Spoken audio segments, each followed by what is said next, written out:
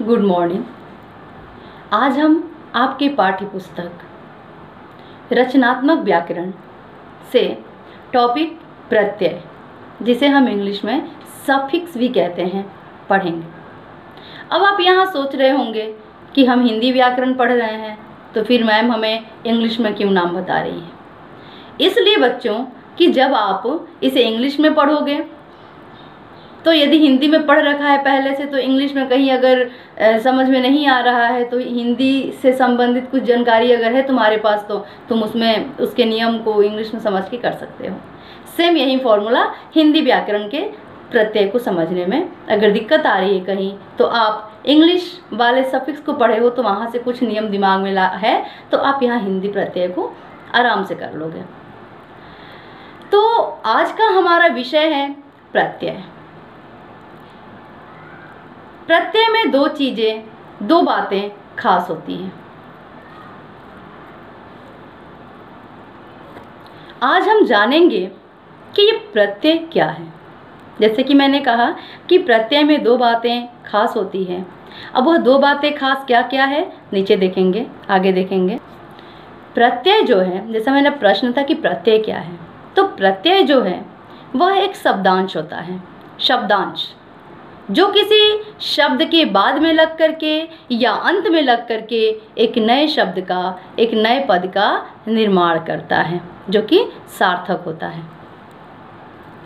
तो यहाँ दो बातें नजर आई। पहली बात यह कि शब्दांश शब्द के अंत में प्रयोग, और दूसरी बात यह कि प्रत्यय एक शब्दांश होता है जो शब्द के अंत में लगकर एक नया शब्द बनाता है।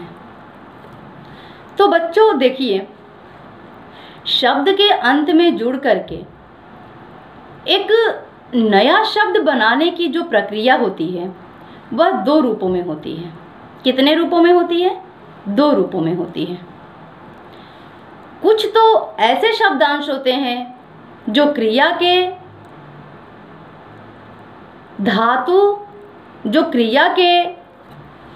धातु रूप या मुख्य रूप के अंत में जुड़ते हैं,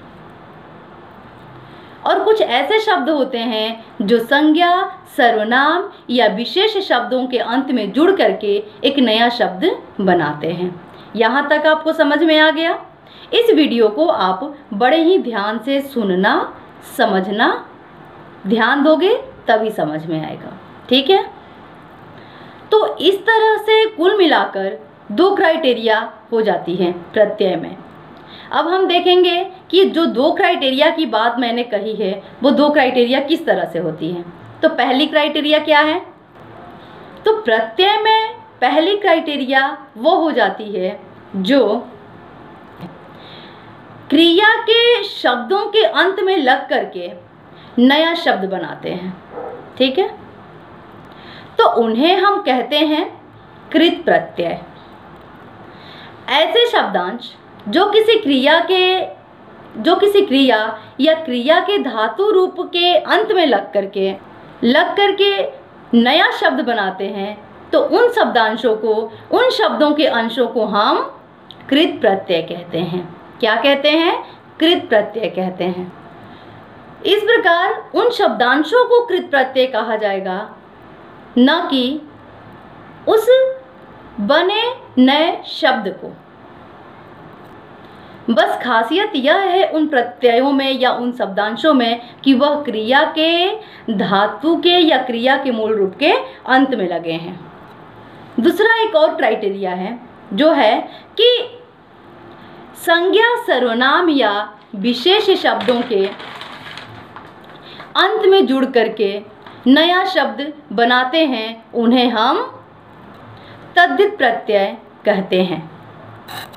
तो यह दो प्रक्रिया हो गई शब्दांशों के जोड़ने की। एक तो हो गया क्रिया के धातु रूप के अंत में जुड़ना, और दूसरा हो गया संज्ञा, सर्वनाम या विशेष शब्दों के अंत में जुड़ना। तो जब यह संज्ञा, सर्वनाम या विशेष शब्दों के अंत में जुड़ेगा तो हम इसे तद्धित प्रत्यय कहेंगे, और जब यह क्रिया के धातु या मूल धातु के अंत में जुड़ेगा तो इसे हम कृत प्रत्यय कहेंगे।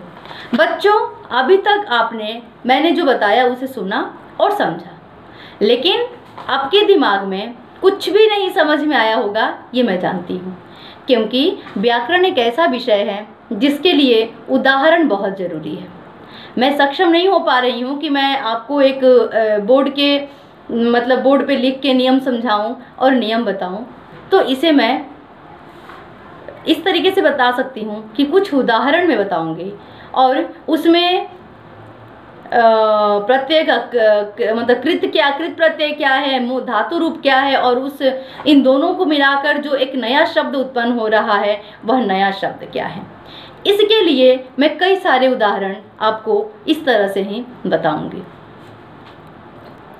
कृत प्रत्यय की जो परिभाषा है उसे हम एक बार फिर से बिल्कुल सटीक रूप से सुनेंगे। तो परिभाषा है, क्रिया के मूल धातु रूप के अंत में, ध्यान से सुनना, क्रिया के मूल धातु रूप के अंत में जिन प्रत्ययों को जोड़कर संज्ञा या विशेषण शब्द बनाए जाते हैं उन्हें हम कृत प्रत्यय कहते हैं। उदाहरण जानना चाहोगे? तो उदाहरण भी जानने से पहले मैं ये बता दूं कि इससे जो शब्द बनते हैं उसको क्या कहते हैं। तो इससे जो शब्द बनते हैं उसे हम कृदंत, कृत धन अंत शब्द कहते हैं। जैसे कि उदाहरण है, मान के चलो कृत प्रत्यय है, तो कृत प्रत्यय क्या है? जैसे हो गया आ, आई, आऊ, आकू, आन, आव, आवट, आवा, आलू,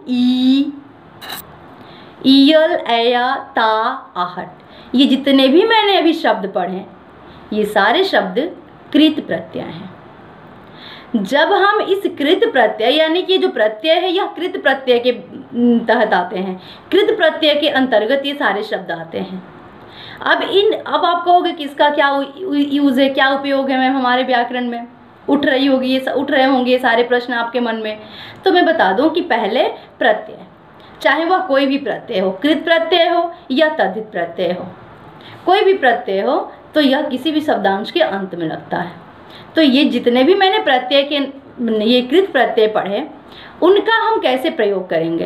अब हमारे पास धातु रूप है, क्रिया का जो धातु रूप है, जैसा कि मैंने बताया था कि क्रिया के मूल धातु रूप के अंत में लगकर जिन प्रत्ययों को जोड़कर संज्ञा या विशेषण शब्द बनाए जाते हैं उसे हम कृत प्रत्यय कहते हैं। तो अब हम इसे जोड़ने का काम करेंगे। जोड़ने का काम क्या है?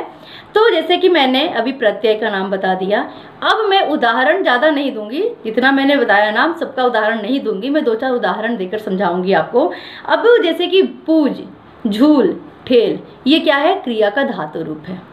जब इस क्रिया के इस धातु रूप में मैं कृत प्रत्यय को जोड़ दूंगी, पूज है जैसे कि आ प्रत्यय मैंने बताया था, तो आ क्या है? कृत प्रत्यय है।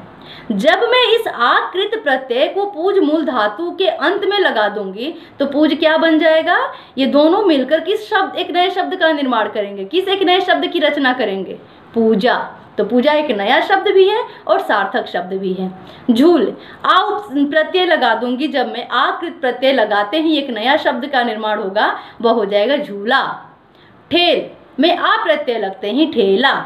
इस प्रकार एक और बता दूं, जैसे मैंने बताया था आकू, तो धातु है पढ़ धातु में जब कृत प्रत्यय आकू लग जाएगा तो क्या नया शब्द बन जाएगा? पढ़ाकू। तो मैं विश्वास करती हूँ, उम्मीद करती हूँ कि आपको समझ में आ गया।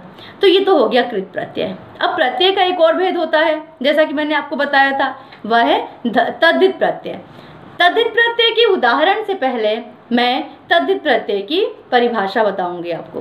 तो तद्धित प्रत्यय की परिभाषा है, क्रिया को छोड़कर अन्य सभी प्रकार के शब्दों के अंत में जुड़ने वाले प्रत्यय को हम तद्धित प्रत्यय कहते हैं। ठीक है?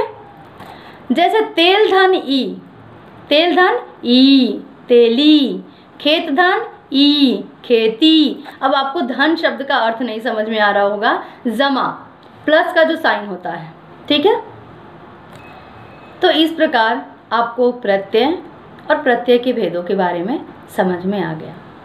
तो इस वीडियो में आज के लिए इतना ही। धन्यवाद।